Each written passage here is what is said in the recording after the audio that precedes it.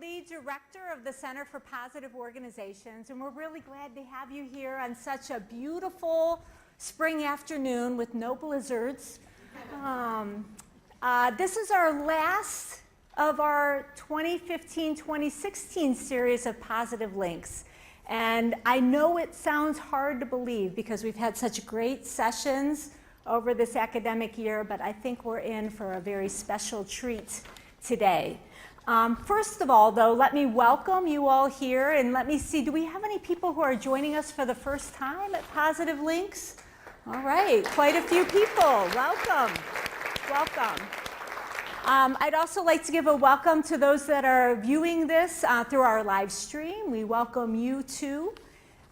Today, as I said, we're wrapping up this season of Positive Links. And you know, our Center for Positive Organizations is really about trying to create the science of how to make organizations more generative, better places to work. And in this series, we really try to give you the research behind that, but also the practice of how to do that. And so today's session is really going to be a wonderful story of how you actually take an organization and try to change it to become more aligned with this kind of positive perspective. Many times the cases that we look at are of organizations that were created in that image. And that's much easier to do than to try to transform an organization in this way. I'd also like to acknowledge Paul and Diane Jones for their support of Positive Links. We're greatly appreciative of your support. Thank you.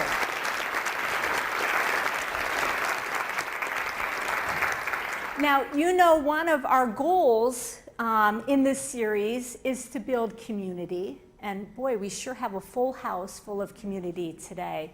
But I know we also have some newcomers in the room. And so I'm going to ask you, in our normal tradition, to take 1 minute to find somebody in the room that you don't know and make a 1 minute high quality connection with them. And I'm going to hold us to 1 minute because we've got a really important story to be told here today. But stand up, find somebody you don't know, 1 minute high quality connection.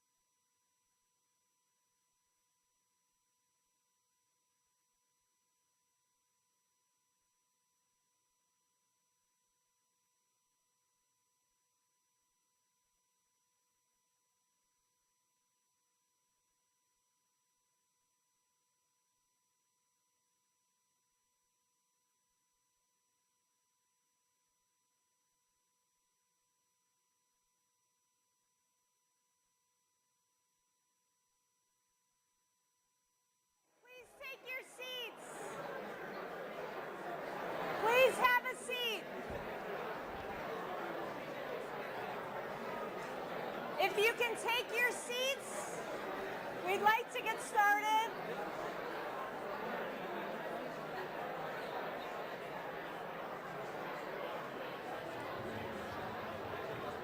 Please take your seat. All right. I'd like to introduce, this is the hardest part. This is the hardest part. All right, please take a seat.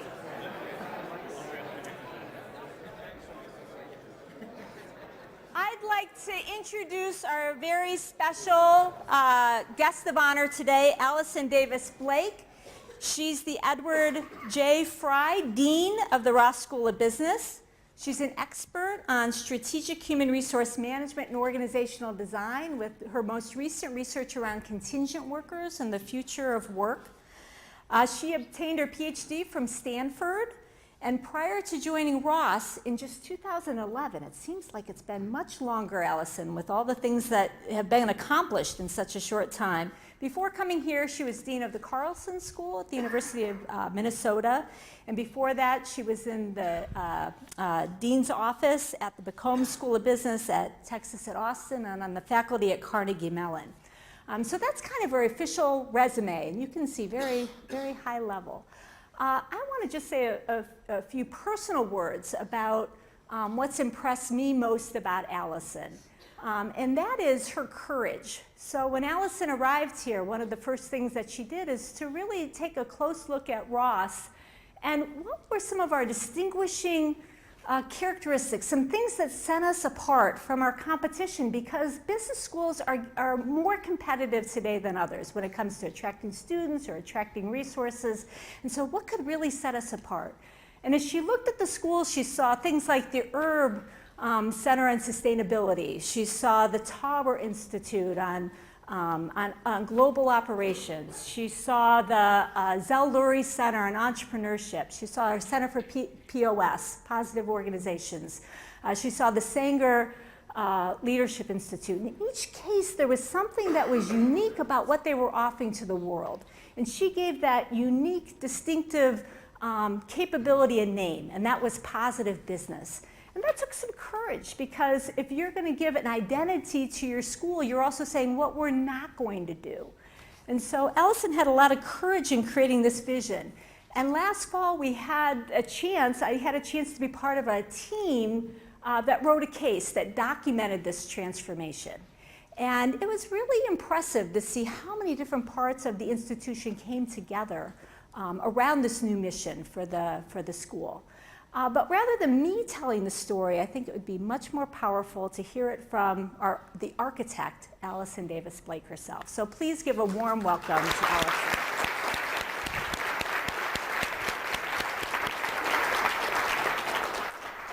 Thank you so much, Gretchen, and thanks to all of you for being here. It's so wonderful to have the opportunity to tell our story. And it is our story, not my story. It's the story of all Rossers who participated in making this a reality. So I'm going to talk, as the slide says, about the role of positive organizing in recovery from crisis. Now, as Gretchen said, I'm an academic by training. I feel like I should be giving you a theoretical model and a conceptual framework and variables. But today I'm really just going to tell you the story as it looked through my eyes. Now I'm going to talk about recovery from crisis, and if you look in the dictionary, crisis really has two meanings. It has an episodic meaning, which is what we think of when we think of crisis. The dictionary actually says a time when a difficult or important decision must be made, a moment. So a building is burning down, that's a crisis. But the dictionary also has another meaning of crisis as an era of difficulty, specifically a time of intense difficulty, trouble, or danger. So as in the economic crisis. So I'm going to be talking about an era of crisis, more than a point in time, and how we recovered from that era of crisis. I entitled my talk, Organizational Miracles, and Gretchen and I had a long talk about should I use the word miracle? Because to many people, miracle implies some kind of divine intervention, some kind of deus ex machina, some kind of something happening. But I'm going to talk about a very different kind of miracle. Oops, I'm ahead of myself. A miracle made with human hands. A miracle, again, in the dictionary definition of a very amazing or unusual event, thing, or achievement. So that's the sense in which I use miracle, and this is very much a miracle made with human hands. I was with my sons and my husband in New York a while ago, and I told them that I was going to give this talk, and they said, "Is this going to be your Evita moment?" I said, "No," and they started being my sons and musicians, making up a song to the tune of "Don't Cry for Me, Argentina," and which I will not give to you. But I actually contributed a line to this song. I sort of got into it. And my line, which I came up with, and I said, boy, that is really true, was the answer was there all the time in the shape of a transplanted tree. And so I'm going to tell you about our tree, because I think this tree actually is a great metaphor for this miracle. If you came in on Tappan Street, and as you were standing at the front door, on your left-hand side, you saw a giant, ancient legacy bur oak tree, one of a very few, I think only 4 or 5 bur oak trees remaining on Central Campus that were believed to be there before 1819, when this university was founded. And if you look at that bur oak tree carefully, as I do when I walk by, you'll see it's covered with buds, and if it ever, or when it gets warm, it'll leaf out beautifully, as it did last year. So let me tell you about this tree and why I think this tree is a metaphor for what I'm going to be talking about.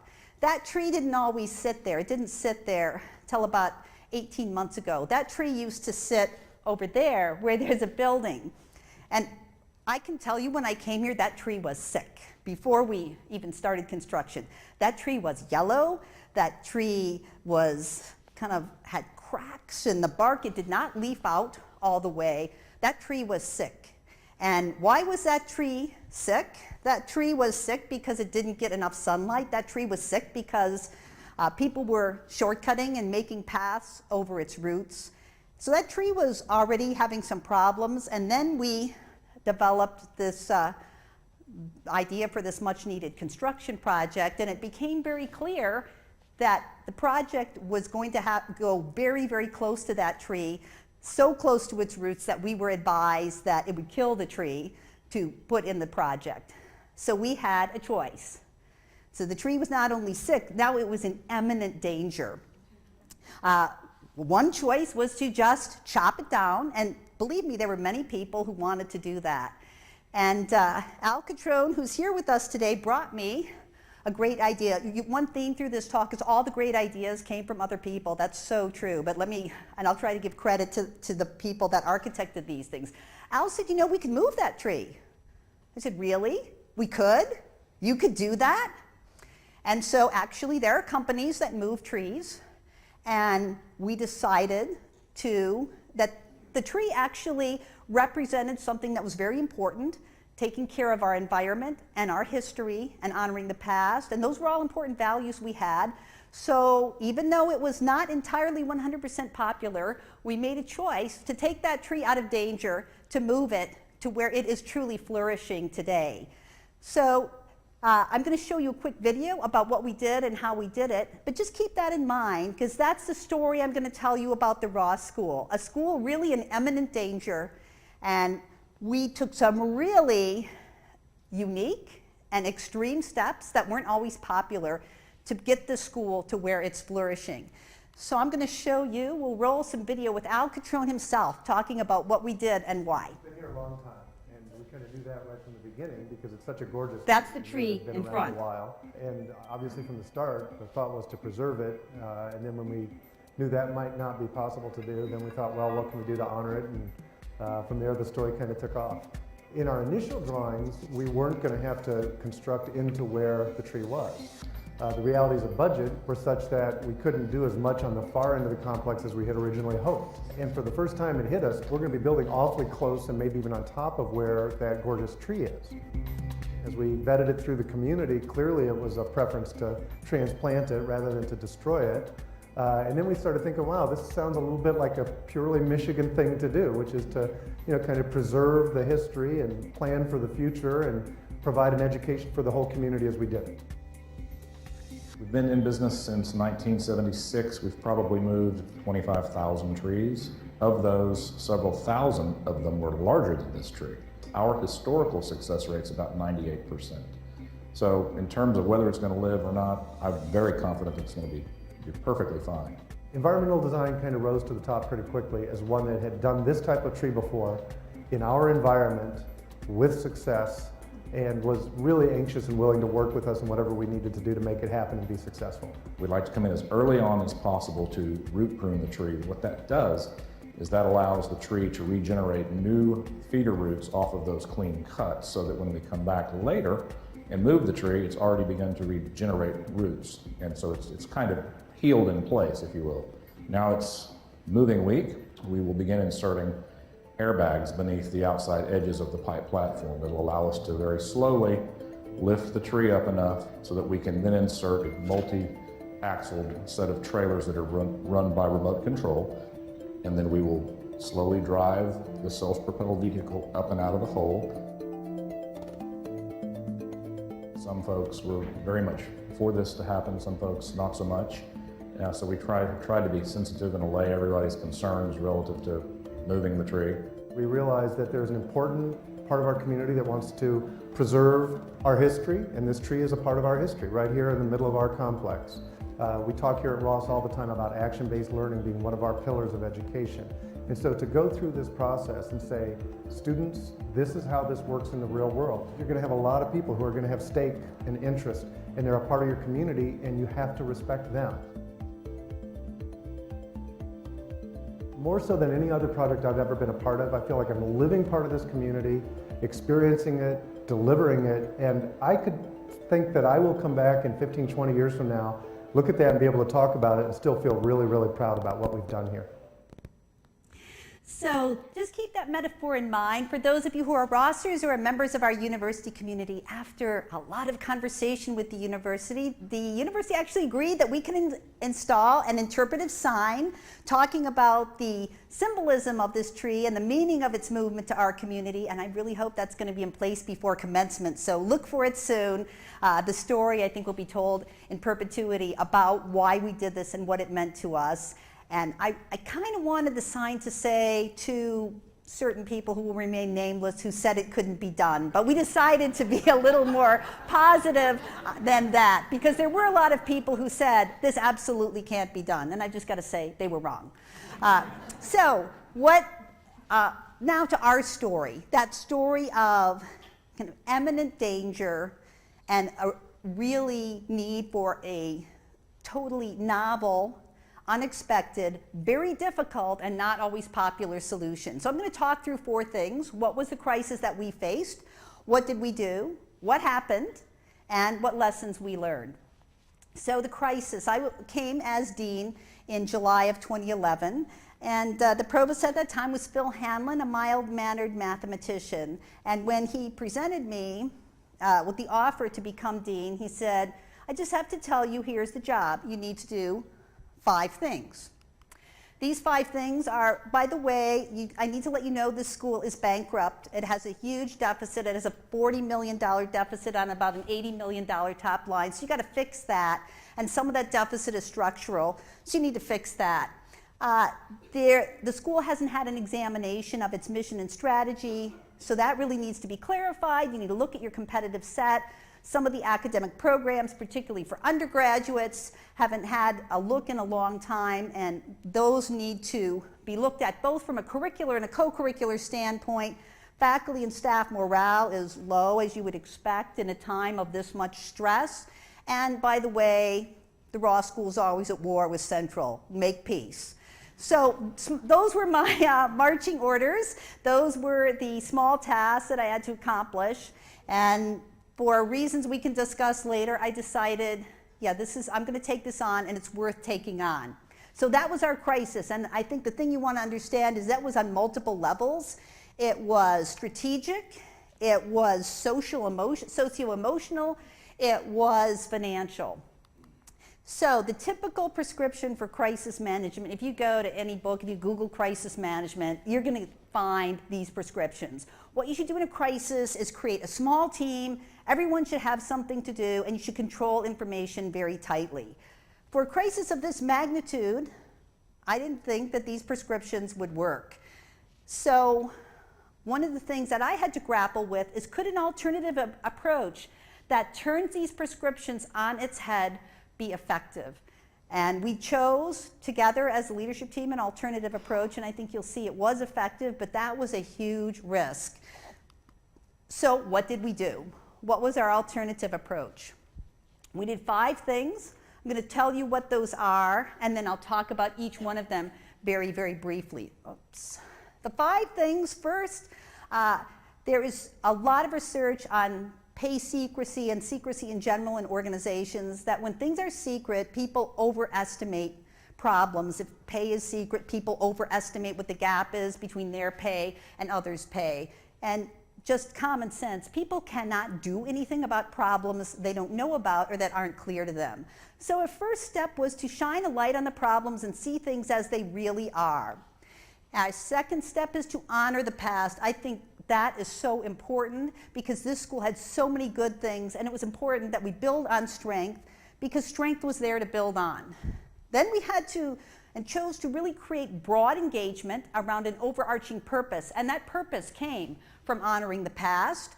Then something that's really, really, really hard in a university, we actually had to create forward motion. It was about as hard. You saw that it looked so cool in that time lapse, moving that tree out of the hole. It looked like, wow, I just did it in about 30 seconds. It was about as hard as lifting that tree out of the hole.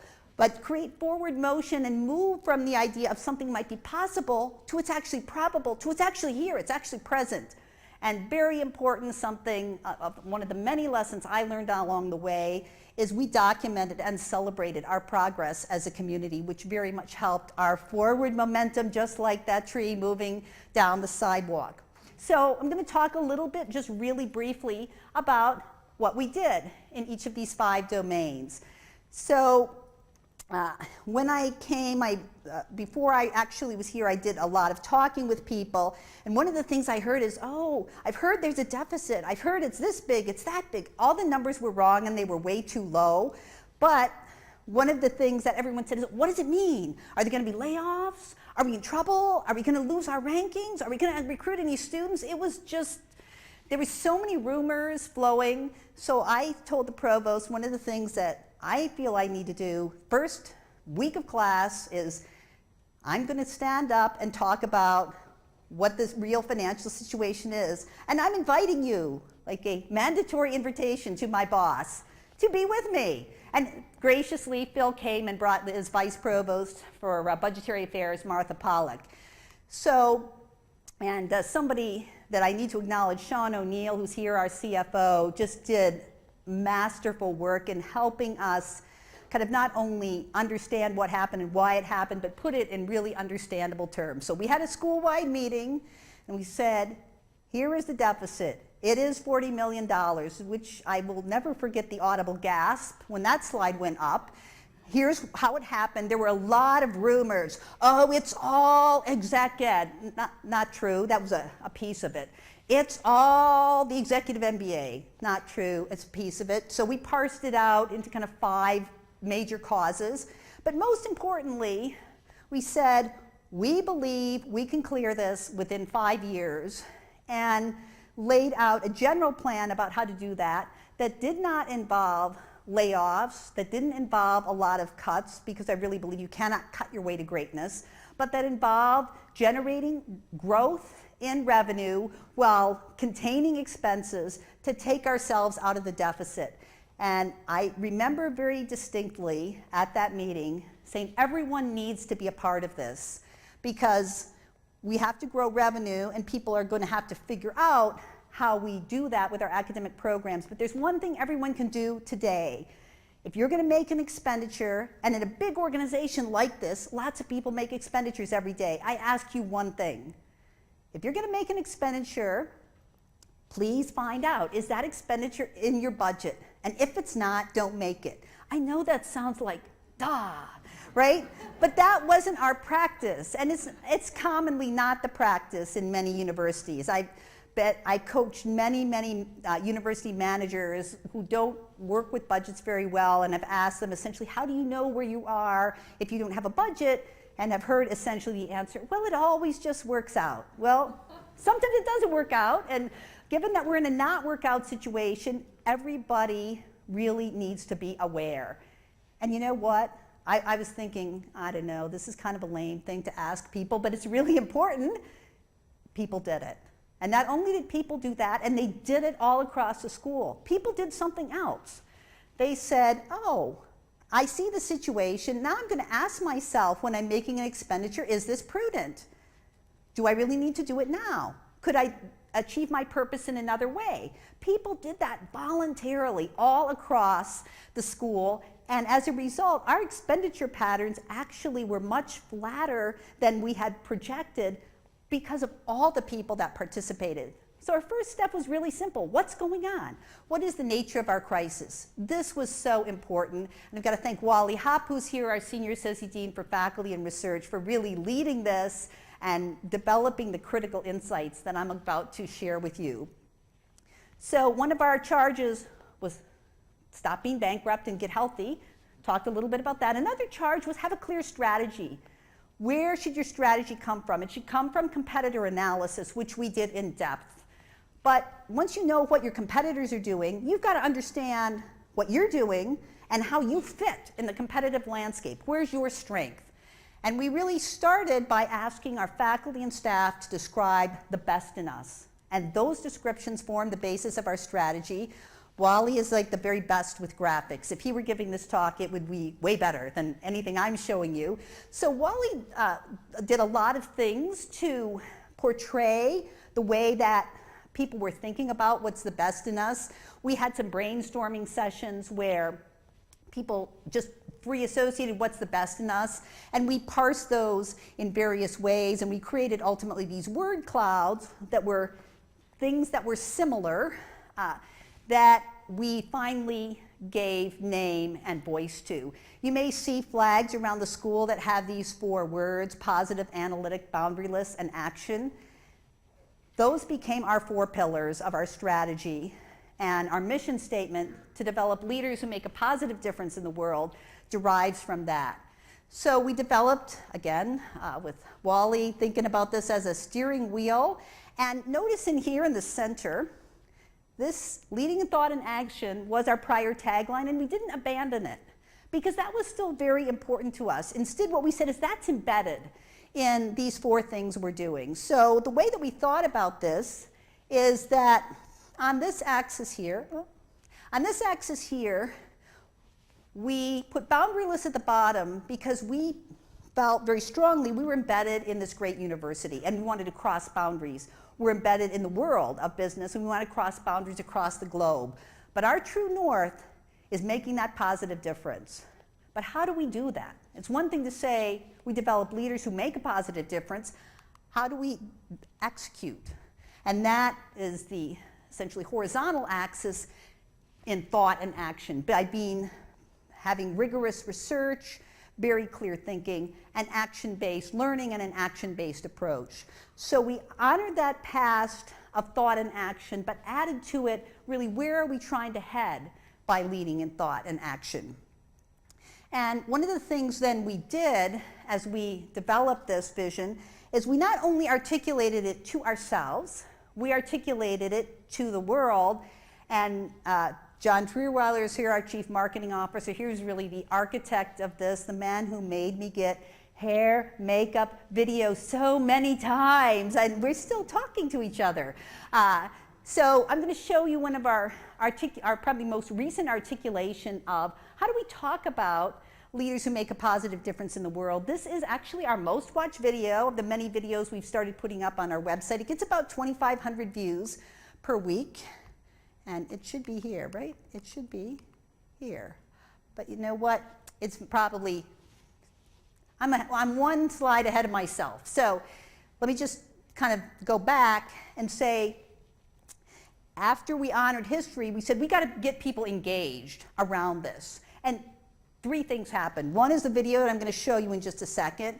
But individual units, whether it's career services or our library or our academic programs, said, how are we going to live the vision? How are we going to live those 4 pillars? And they started doing it voluntarily. Units started saying, oh, how are we going to be boundaryless? What does it mean for us? How are we going to be analytically rigorous? Task forces developed proposed academic programs that incorporated these 4 pillars. And now, here I'm caught back up with myself. We started talking about it to the world. Okay, no, there. Why can't I make it stay? We should go to that, because I'm cursed technologically. Okay, somebody else drive, that's good. I'm going to show you the video. Yeah, so there are many situations where people are looking for a sense of trust and confidence. So we can do the same thing for a lower price and give it to local businesses. And then I want you to come up with what are the common themes that we see across these 2 teams.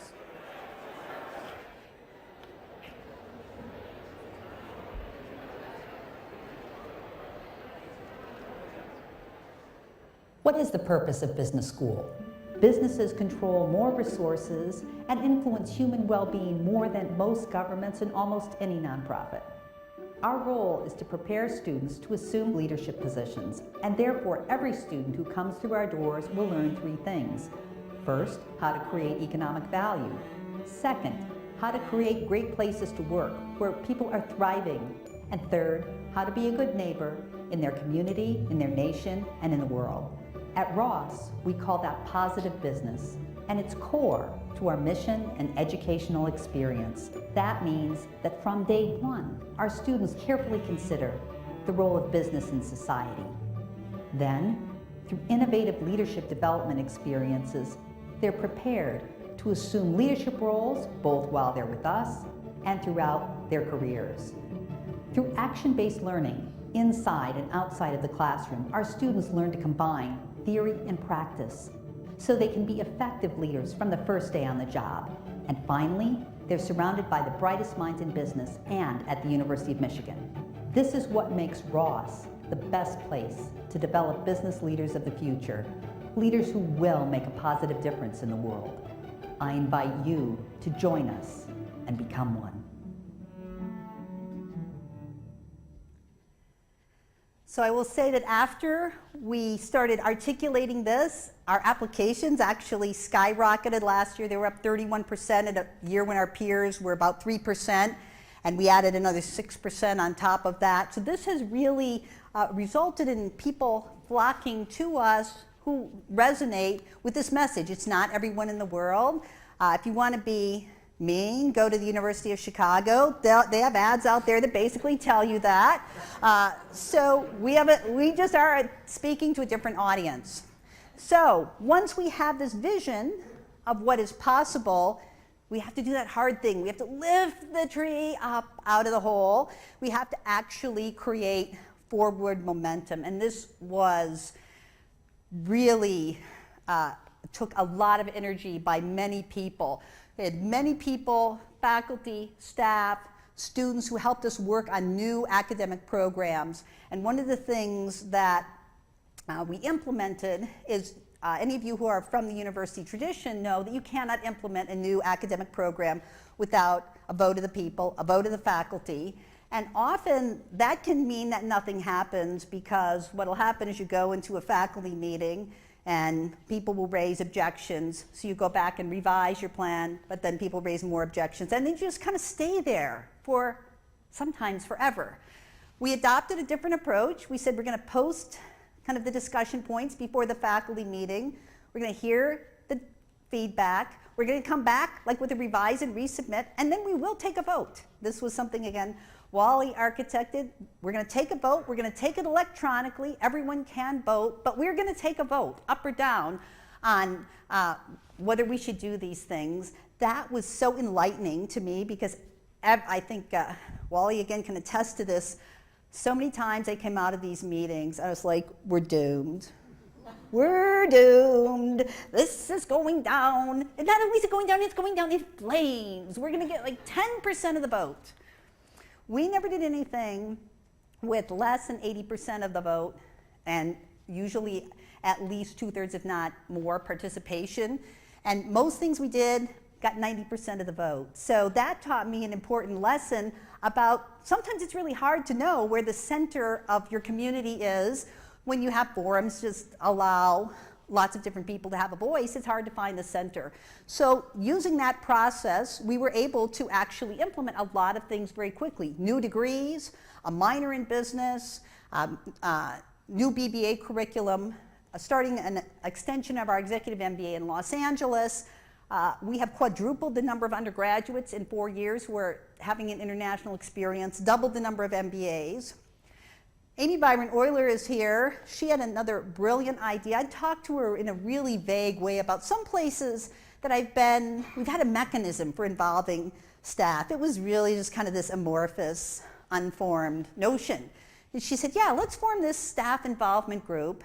She figured out how to create a volunteer group of staff. They have been one of the most amazing resources this school has had.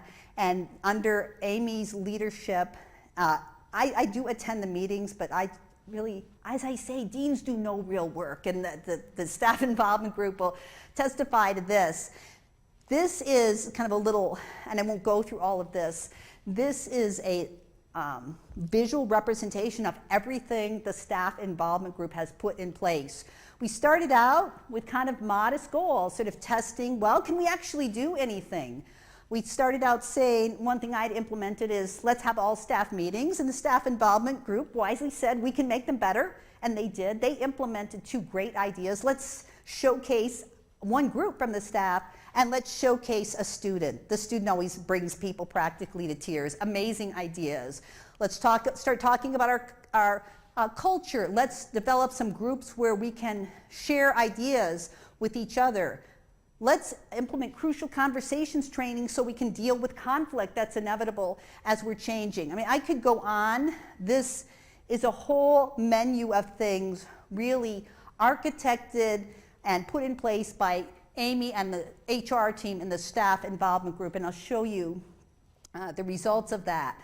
The other thing that we did is we actually did something together as faculty and staff. Again, if you're from the university tradition, you know that faculty and staff often represent 2 parallel, non-intersecting universes, and we really said we're going to get together and develop a vision.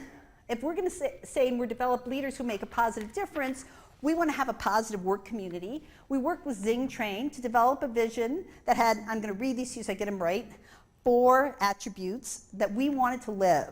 We are resilient, creative, and innovative. We promote learning and leadership at all levels. We partner to solve problems and build processes to achieve and sustain success. We are more than Ross.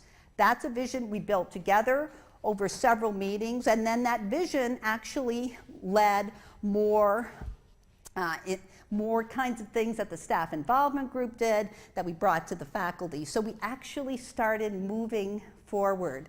And actually, every time I meet with the provost after my first year, she would say, but how are you getting it all done? And isn't there revolution? I said, no, there is no revolution. Not everyone is happy. If everyone were happy, if I told you that, you wouldn't believe me, because that's just not a state that a faculty can be in. Not a natural state anyway, but we are moving forward, and at a pace that really is unusual for academia. And then forward motion, of course, creates a sense of accomplishments, which creates more forward motion. Very important, I mentioned John.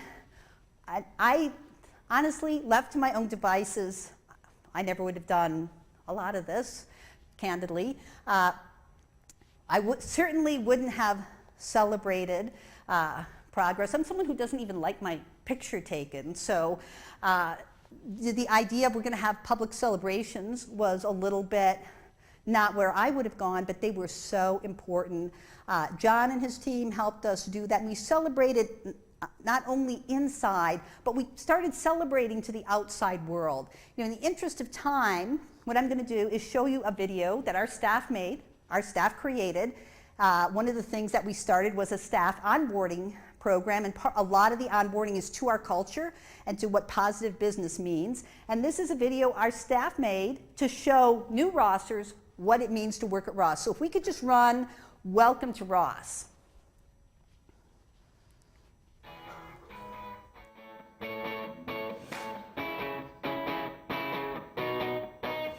This is your spot. Okay, good. Split it with your feet closer together. I actually really like Pam. Yes. Yes. I'm on this side. Okay. I think Ross is special because of the genuine commitment that people here have. We say that our job is to train leaders that make a positive difference in the world, and that's how we make a positive difference in the world. I think every single day when I come into work, what I do matters. We can positively influence students, we can influence how they shape business, and when they grow up and they're leaders in the world, they're going to do great things. The students are fantastic. They bring so much energy every day. They bring excitement, they bring interesting questions our way. I'm all about continuous learning, and I have so many opportunities within Ross to grow and learn. I learn by taking different workshops. I also learn on a daily basis from the people I interact with. And it's very easy to talk to everyone and interact with them, and they're always willing to help out and help you in your job. So many different people are experts on so many different things, and save yourself some time by just talking to people. I love coming to work because I truly, genuinely like everybody I work with. I just think we have the greatest team of people in the school, and I think the school brings out the best in people. I love my colleagues. My colleagues are actually more like family, and it sounds like a cliche, but it actually is the truth. I am so proud to work at Ross. I love Ross. I love the people at Ross. I love the leadership at Ross. Congratulations. Welcome to Ross. Oh gosh, people are just going to be like lining up to be our friends after this. Go blue. Go blue.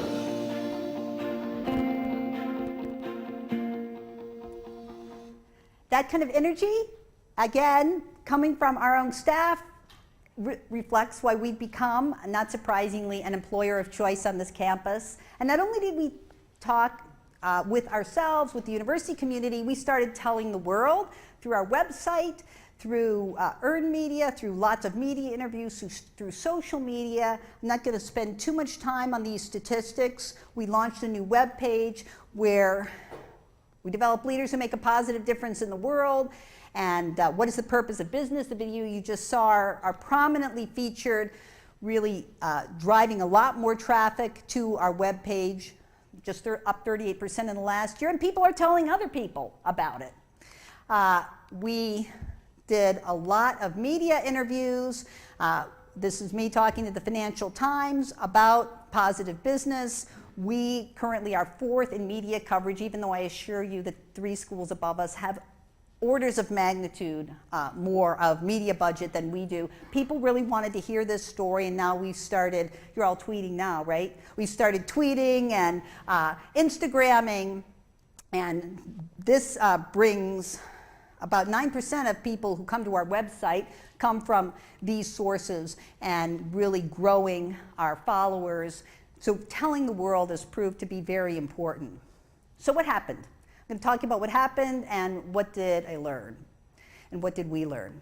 So first, we got way, way better financially. I'm not going to talk to you about all of these numbers, but basically, we had a $40 million deficit when I arrived. There were some reserves that we couldn't liquidate. They were just there. They were dedicated. So our net deficit was $32 million. At the end of this year, we project that we're going to be in a net surplus position of $21 million. My math, $53.4 million swing in our financial position. How did it happen? Sean O'Neill will tell you it happened because we put in good financial tools. Yes, we used better budgeting. Yes, we kept better track of things. Yes, we were more efficient in some of the things we did. But really, Sean has said to many of his colleagues on campus, who I'm not sure they're believers yet, that we had to have the cultural change along with the financial tools. And that's how we got this financial miracle. I committed to the provost to pay off the $10 million we owed him in 5 years. We did it in 4 years, a year ahead of schedule, and much to, I think, his amazement. But other people started investing in us, too. Many of you are aware we're in a capital campaign, a $4 billion campaign at the University of Michigan. Our piece of that is $400 million. We started the campaign right here. This is what is the so-called nucleus fund, the amount of the fund that you have when the campaign starts. This number should be 50%. Like, there's a missing decimal place there. You should be about 50%. When we started this campaign, we're at 5.8%. I was showing these slides to some of our faculty last fall, and one of our faculty who was very involved in development said, "That's crazy." It was crazy, but we did it anyway.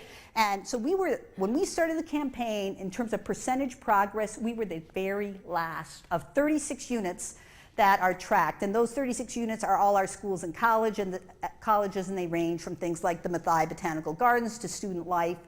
The Med Center has $1 billion goal, and there are 3 of us that have $400 million goals. So we're up there in scale. Today, as we stand here, we're at 75% of goal, which puts us in the top third. And we're competing in that race on a percentage basis with units that have much smaller amounts to raise. So this is, again, nobody else made this kind of progress. And I think there's a reason that donors were interested and willing to invest in us at twice the rate they did in the previous decade, because they saw what we were doing and they were attracted to it. Talked about our staff. We did a staff survey in the fall of 2011. We repeated it in the fall of 2015. Again, I'm not going to talk you through all of this, but we did a number of standard measures of engagement. When we went to get the readout on this is done by a third party on campus called Advance. We sat down, Amy and I were kind of like biting our nails. What's going to happen? What are we going to find out? The first words out of Advance's mouth were, we've never seen anything like this. And that's not due to me. It's a lot due to Amy. It's a lot due to the staff themselves who created, as a social scientist, first of all, I should study stuff like this so I could get amazing statistical significance and just publish the heck out of these data, because these are massive changes in the social world, going up on the order of mid-single digits. I think our biggest change was 26% in just 4 years is really amazing changes in things that are a little bit sticky, like do I feel respected, am I involved, how do I feel about my supervisor. So huge growth in engagement and satisfaction. I said that we moved a lot and changed a lot of things and realigned our portfolio. This gives you a sense of a lot of that realignment. Lynn Wooten, are you here? You should be here. You said you were going to be here. I think she's here, somewhere back there. She is the one that really has led our undergraduate programs, and you'll see that we've grown those undergraduate programs. This is the incoming class, just so that you can compare 2 and 3 and 4 year programs. We've grown those by 50% in 5 years. We didn't have a minor. We now have one. We're going to take 250 students into it this year. Master of Management's a 5th year degree for non-business students. We're going to take 60 people into that this year. We've more than doubled our Master of Accountancy, grown our Master of Supply Chain. So in our sort of undergraduate and 1-year master space, we've doubled enrollment in 5 years, more than doubled enrollment. Again, these are just huge changes. Now, growth is fun, not growth, or actually decreasing scale is not always fun, but we had some places where we needed to decrease scale. Historically, our full-time MBA had enrolled about 420 students a year. We'd gone up to 500 to try to deal with the financial crisis, but that was really bigger than our market could take. So we took intentionally that program down from 500 to 400 a year and really got a much more cohesive class, and as you might expect, a class that was a higher quality class. We reinvested in our weekend and executive MBA, you can see here, including in Los Angeles, where we're growing slowly but steadily in face of intense competitive pressure from USC and UCLA, while we intentionally are scaling back our evening program, which is local and highly dependent on the local economy. So here we made a little more painful adjustments, decreasing the overall MBA portfolio a little bit. So, and to do all of this, again, in 5 years, I just can't emphasize this is a really rapid pace of change. What did we learn from all of this? So here's where these aren't going to be deeply theoretical insights with models. They're going to be sort of my impressions of what we learned. So talk about what we learned as a community and what I learned as a leader. 3 things about organizational recovery. Last week, I was at an event where we awarded the Public Health Medal to Sir Fazli Abed, who has founded BRAC, the largest NGO in the world. It served over 238 million people. And a neuroscientist spoke at that event. She studies people who are depressed. And I found this fascinating. She said, when people are depressed, their neural pathways actually degenerate.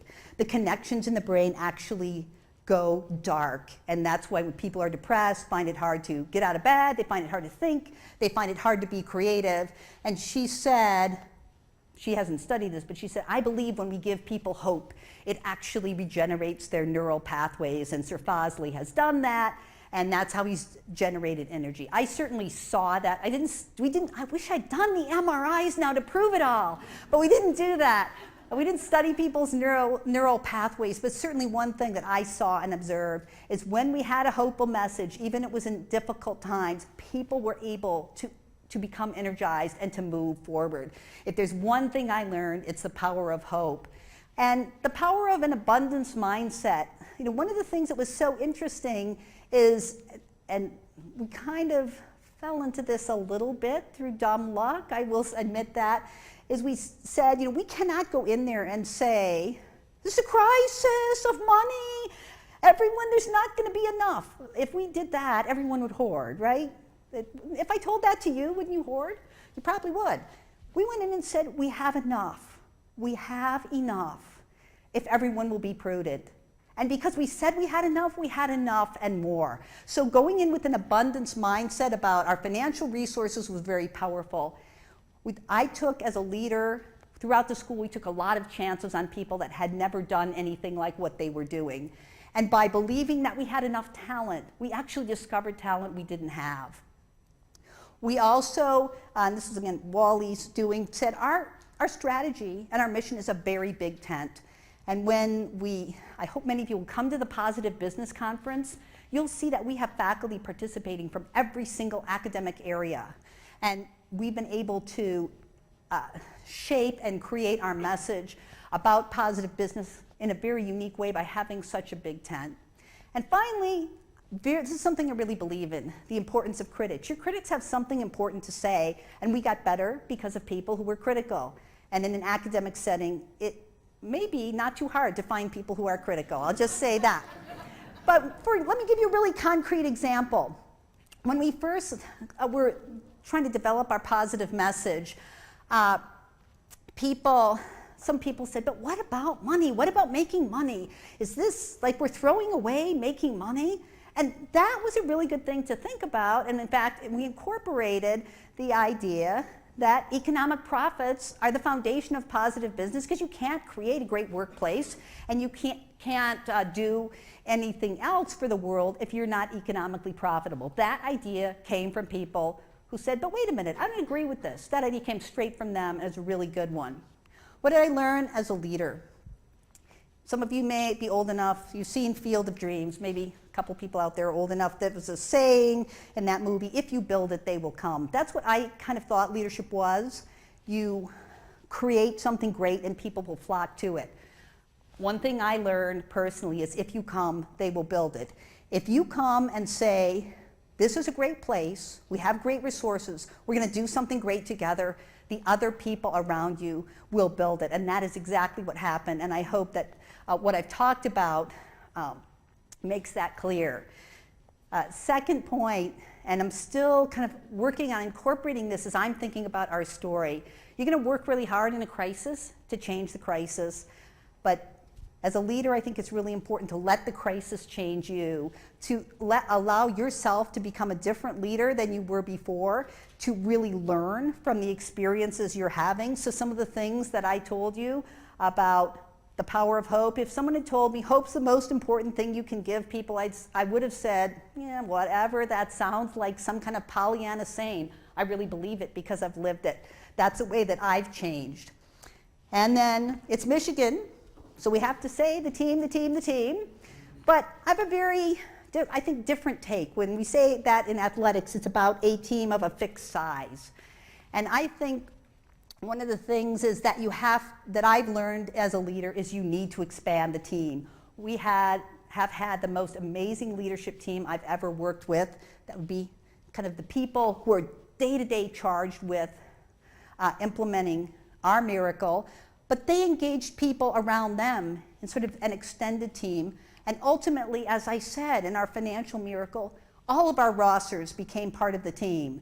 So expanding the team to include everyone who can contribute. And by the way, that is everyone in your organization, is something really critical I've learned. So I did something bad, which does not leave very much time for questions, Gretchen.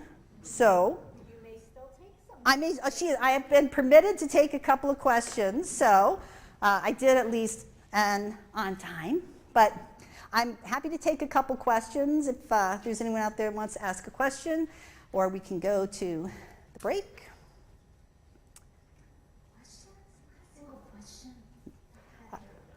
What were your three biggest challenges as you were going through the process? So the question is, what were my three biggest challenges as I was going through the process? I think some of these I alluded to, but let me reiterate and highlight them. Probably one of the biggest challenges was people believing we can't change as fast as we need to. That literally, like the tree, it couldn't be done. A second challenge was our kind of culture that is very slow. And hey, in the Middle Ages, it was slow. I don't know, it's just not working for most of us now, and we need to be faster. And I think the third challenge really was honestly growing quickly enough as a leader to absorb everything we were doing and to understand everything that was possible. So myself was my third challenge. Was there a key tactic that allowed you to overcome those challenges? A key tactic of overcoming the lack of hope, the slowness, it was having, I know this is going to sound mundane, but it is what I really believe, having the right around our constant. Thought about Wally. Wally came into my office so many times and just said, "You're about to make a fool mistake." He was nicer than that. And here's why. And Amy did that, and Sean did that, and everyone, Lynn Moon did that, and John has done that. Said, "I know you don't want to go to this interview, but you must, and here's why." And listening to those people who really shared the vision and had different ideas that I didn't have gave me energy, propelled us forward, and allowed us to keep going. Yes? So, individually and also organizations, when faced with a crisis like you described, we have a strong incentive to change or die, Mm-hmm. or about it. So there's a very powerful incentive to do something about it, and allows us to often, but not always, actually implement something like this successfully. What about as a going concern? Because even myself, when faced with a crisis, I make some changes, and I have benefits of that. One of the big challenges, how do I sustain that over a long period of time? What else do I need to do? What else would Ross need to do to really to fortify that ability to sustain it over time? Really excellent question, which, if I may summarize, was how do you sustain the necessary changes over time? Is that a fair representation? I think that's an excellent question. And again, I think the answer is embedded in some of the things that I've talked about. That what we did, and again, I will not say I architected this up front or that I even understood it. We have put in mechanisms for change that are self-sustaining. So our staff involvement group is a self-perpetuating group with new members that come on board every year that's charged with maintaining and improving staff morale. We have a new tradition about how we operate as a faculty that is there. It's just present. And the notion that we're going to discuss stuff and we will take votes and we will do stuff, that's there. It's a new culture. It's a new model. So I think it's really important. If that's why it's the team. The practices that got you out of the crisis need to be embedded deeply in multiple parts of the organization so that they can continue. Oh yes, over here, please. Hi. So what if you have a situation where the crisis is a little bit, I guess you could say different, but it's in terms of motivating the drifter, in terms of, separating the non-drifter and the drifter, the person who's, I don't want to call this person a sluggard, but I guess this person would, in a sense, lack motivation or the sense of urgency to do what is needed to be done. You as a leader, in terms of taking authority in that situation and edifying others and building other people up, how would you take authority, or how would you handle the situation to motivate the drifter in terms of helping them unlock the potential that's aligned within them, in terms of awakening the sleeping giant within? Okay, so I think the question, if I may summarize, if you have a drifter, a slacker, if I may add, you didn't use that word, how do you motivate them to participate in the change process? Well, here, although I'm an organization theorist by training, I'm going to take a lead from the book of my economist friends. Most people have interests and they're motivated to act in accordance with those interests. So one way to motivate the drifter is there something you really want that you can achieve by engaging? So do you want to do more interesting work? Do you want for some people it's compensation, although that's a limited resource. Do you want to have more visibility? So that's one way. Peer pressure is a powerful force for motivation, and peer pressure doesn't have to be we, your peers, are telling you to do something. If everyone in the room stands up and you're the only one sitting down, there's a powerful force for you to stand up. And I think the other thing goes back to telling the story. Sometimes the drifter, the slackers, just don't see the point. But if you tell the story and celebrate the story, the point then can become motivational in itself. So I'm going to have to close us down, but Alison, thank you so much. You make, I think, all of us proud to be affiliated with the Ross School of Business. Thanks. Thank you very much. Thanks.